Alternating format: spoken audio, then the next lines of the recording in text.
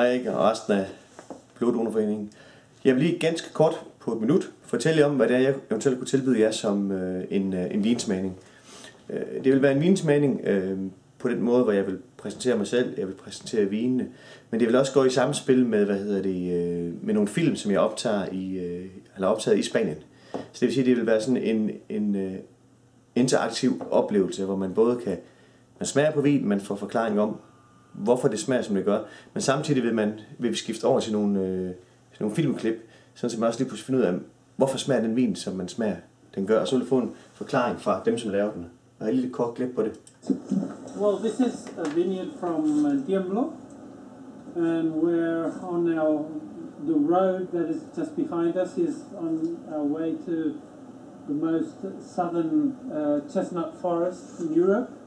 That's what they say. The proper old forest. Det der er oplevelsen ved det er, at vi går igennem nogle forskellige processer med, hvordan laver man vinen. Og vi har nogle videoer, som viser de forskellige ting. Så det, man sidder og smager på, det kommer man fuldstændig tæt på. Man kommer ind under huden på vinen.